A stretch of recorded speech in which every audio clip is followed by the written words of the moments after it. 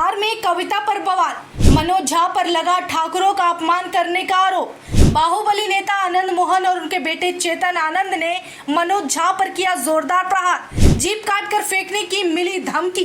बीते दिनों जहां महिला आरक्षण बिल को लेकर देश भर में इसकी चर्चा हुई, वहीं अब ये बिल लोकसभा से राज्यसभा तक पहुंच चुका है, जहां संसद के विशेष सत्र के दौरान राजद के राज्यसभा सांसद मनोज कुमार झा ने महिला आरक्षण विधेयक पेश किए जाने पर अपना भाषण दिया है।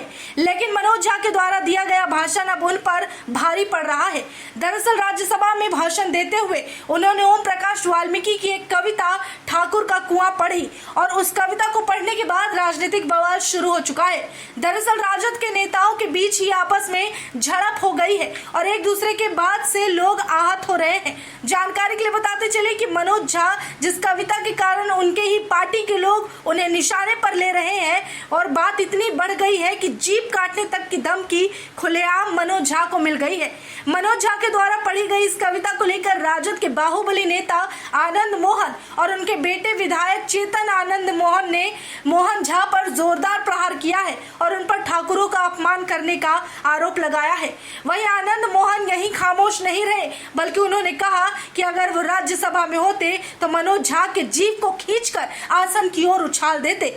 वहीं दूसरी तरफ उनके बेटे चेतन आनंद ने कहा कि मनोज झा खुद ब्राह्मण है, इसलिए उन्होंने ब्राह्मणों के खिलाफ कविता नहीं पढ़ी बल्कि ठाकुरों का अपमान किया है। साथ ही आपको बताते चले कि इस विवाद के बाद मनोज झा का बचाव करने के लिए खुद राजद सुप्रीमो लालू प्रसाद यादव अब इसमें कूद पड़े हैं। अपने ही पार्टी में दो नेताओं के बीच रार को देखते हुए लालू प्रसाद यादव ने कमान संभालने की सोची, लेकिन बाहुबली नेता आनंद मोहन की तरफ से कहा गया शब्द ये साफ समझाता है कि मनोज झा ने जो गलती की है उसके लिए ठाकुर समाज उसे कभी माफ नहीं करेगा और बेहद खफा और नाराज रहेगा। अब बता दें कि आखिर वो कविता क्या है या किस बारे में है। दरअसल उस कविता को लेकर जैसे बवाल हुआ है, उसे मनोज कुमार झा ने 21 दिसंबर को राज्यसभा में अपने भाषण के दौरान पढ़ा था और कविता पाठ से पहले मनोज झा ने राज्यसभा में कहा कि ये ओम प्रकाश वाल्मीकि जी की कविता है, जिसमें जो प्रतीक है वो किसी जाति विशेष के लिए नहीं, क्योंकि हम सबके अंदर एक ठाकुर है जो न्यायालय में बैठा है, विश्वविद्यालय में बैठा हुआ है, संसद की दहलीज को वो चेक करते रहता है। आगे वो कविता सुना देते हैं। जानकारी के लिए बताते चले कि कविता ओम प्रकाश वाल्मीकि ने 1981 में लिखी थी और इस कविता के पाठ के बाद मनोज झा ने सदन में खुद को और बाकी पदों पर मौजूद लोगों को ठाकुर बताया है और कहा है कि अपने अंदर उस ठाकुर को मारो।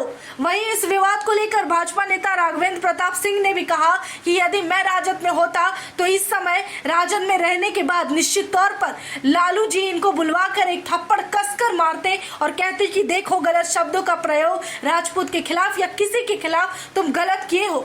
वहीं दूसरी तरफ भाजपा नेता गिरिराज सिंह ने कहा कि किसी को भी सोच समझकर बोलना चाहिए ताकि किसी समाज की भावनाएं आहत ना हो। इस बात को लेकर लोजपा प्रमुख चिराग पासवान ने भी कहा कि इस तरीके के बयान समाज में असंतोष उत्पन्न करते हैं, भावनाओं को ठेस पहुंचाते हैं। उस पर जिस तरीके से उनकी पार्टी का शीर्ष नेतृत्व खामोश है, तो कहीं ना कहीं मौन समर्थन मिल रहा है उनके इस बयान को, जो पूरी तरह से गलत है। ये समाज को बांटने वाला बयान है और इसकी घोर निंदा होनी चाहिए।